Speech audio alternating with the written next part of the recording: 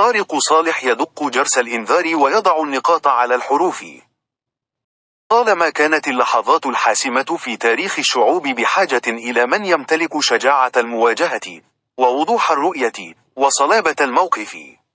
في خطابه الأخير بمناسبة الذكرى السابعة لتأسيس المقاومة الوطنية، بدا طارق صالح كأنه يدق جرس الإنذار لجمهوري اليمن، معلنا أن زمن التردد قد ولى، وأن المعركة الآن ليست فقط مع جماعة انقلابية، بل مع مشروع فارسي متكامل يتغذى على الفراغ، ويستثمر في الخلافات.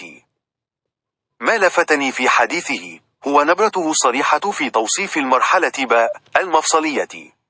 كلمة لا تلقى عبثا، بل جاءت محملة بالتحذير والدعوة إلى المبادرة.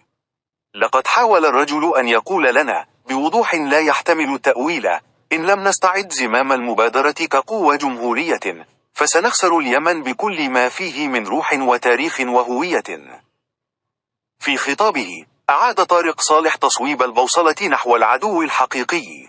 ليس الحوثي في ذاته، بل اليد التي تحركه، طهران، الحرس الثوري، مشروع التمدد الطائفي الذي لا يعترف بحدود ولا يعير للشعوب أي كرامة.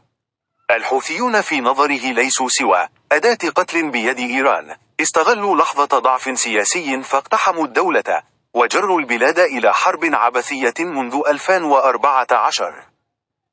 ما أعجبني في خطابه أيضا هو شجاعته في الحديث عن هشاشة الجماعة الحوثية من الداخل. نعم، هؤلاء ليسوا قوة صلبة كما يتوهم البعض، إنهم يتصدعون ويخفون شروخهم الداخلية بالقمع والرعب. وكم هو مهم أن يسمع الشعب هذه الحقيقة من على منبر رسمي، خصوصا حين يترافق ذلك مع دعوة مباشرة لتعزيز التواصل مع أهلنا في المناطق الخاضعة لسيطرة الميليشيا، وتطمينهم بأن هدفنا ليس الانتقام بل استعادة الدولة.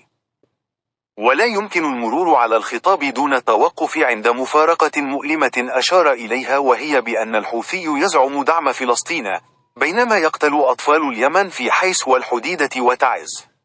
كيف لمن يدعي الوقوف مع المظلوم أن يمارس الظلم في كل حي وشارع وقرية؟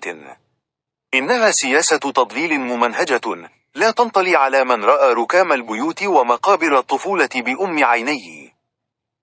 أما عن الداخل الجمهوري، فقد جاءت دعوته صريحة لا لبس فيها: توحيد الصف، البناء على المشتركات، ونبذ الحسابات الصغيرة. الرسالة واضحة: المعركة أكبر من خلافات الأشخاص والمكونات، إنها معركة وطن. ولم يغفل طارق صالح عن الإشادة بالدعم السخي من التحالف العربي، وعلى رأسه السعودية والإمارات، مؤكدا أن هذه الشراكة هي رافعة أساسية في مواجهة المشروع الحوثي الإيراني، وأن من واجبنا السياسي والأخلاقي استثمار هذا الدعم لا فقط في ميادين القتال، بل أيضا في ميادين الإدارة والتنمية واستعادة الدولة.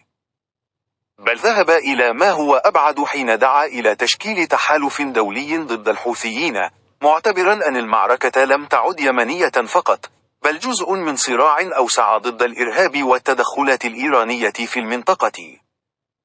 في النهاية، شدد طارق صالح على أهمية أن نعكس في المناطق المحررة نموذجا مشرفا للدولة، يحترم كرامة المواطن ويقدم له خدمات تليق به، بالتوازي مع رفع الكفاءة العسكرية والاستعداد السياسي.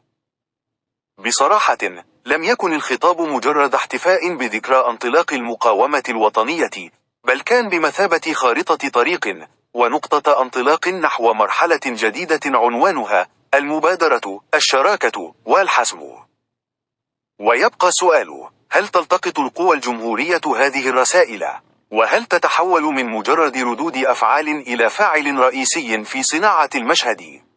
الكرة الآن في ملعب الجميع.